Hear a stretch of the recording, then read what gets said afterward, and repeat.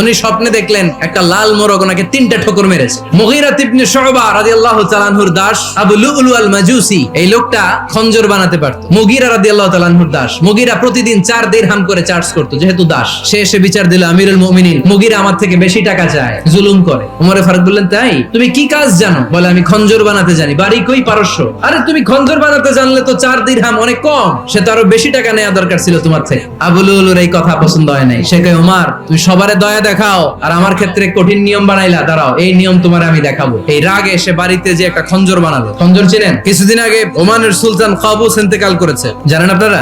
ওনার এই কোমরের মধ্যে খঞ্জর থাকতো, ছবিতে দেখছেন? আরব শায়েখ যারা সুলতান আমির, সে বাসায় যে একটা খঞ্জর বানালো, যেই খঞ্জরের 2 মাথা আর ধরার হ্যান্ডেলটা মাঝখানে, এদিকেও ছুরি এদিকেও ছুরি, যাতে এইভাবে মারা যায়। সে ধার দিতে লাগলো আর বললো, ওমর দাঁড়াও তোমারে আমি দেখাবো। ওমরে ফারুক মসজিদে নববীর ইমাম, ফজরের নামাজের সময় এই আবু লুলু আল মাজুসি চাদর পরে লুকিয়ে লুকিয়ে, সে অগ্নি উপাসক, মুমিন নয়, ওমরে ফারুককে অ্যাটাক করার জন্য গেলেন। তখন ওনারা অন্ধকারে নামাজ পড়তো। নামাজের সময় যখন হলো, লুকিয়ে লুকিয়ে প্রথম কাতারে ওমরে ফারুকের পিছনে মুয়াজ্জিনের পাশেই দাঁড়ালেন, হাতে খঞ্জর। একামত হলো, ওমরে ফারুক সালাত শুরু করলেন, ফজরের সালাত, আল্লাহু আকবার শুরু করলেন, সূরা ফাতিহা বললেন। আরেকটা সূরা যখন পড়তে যাবেন, in the meantime Abu Lulu এই খঞ্জর নিয়ে ওমরে ফারুকের বুকের মধ্যে 3টা স্টেপিং করলেন। একটা মারলেন নাভির নিচে, মারার সাথে সাথে পাকস্থলী কেটে গেল। আরেকটা মারলেন পাজরে, পাজর ছিঁড়ে গেল। 3টা মারার পরে ওমরে ফারুক বললেন, কাতালানি আল কালব, এক কুকুর আমাকে মেরে ফেলেছে। পেছন থেকে এক সাহাবীকে টান মেরে সামনের দিকে নিয়ে গেলেন, তুমি নামাজের ইমামতি করাও। আর ওমরে ফারুককে বাকিরা ধরাধরি করে পেছনে নিতে আরম্ভ করলেন। আর এই আত্মাই আক্রমণ যে করেছে, সে কাতারের মাঝখান দিয়ে যেতে আরম্ভ করলো আর 2 দিকে ছুরি মারতে আরম্ভ করলো। 13 জন সাহাবীর গায়ে ছুরি মেরেছে, 7 জন সাহাবা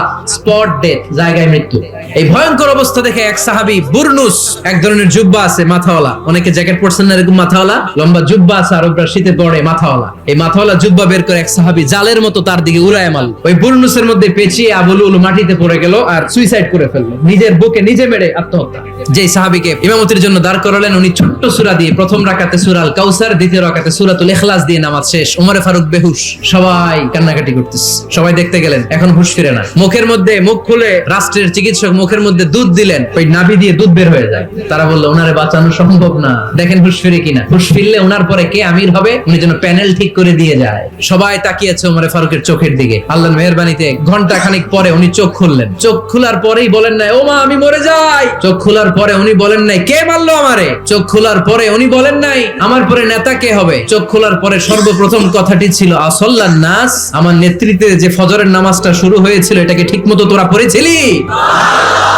this is Umar, our super hero. নেতা অনেকগুলো লাগে না, এরকম নেতা একটাই যথেষ্ট, যে গোটা বিশ্বকে কাঁপায় দিতে পারে। চিল্লায় বলো ঠিক কিনা?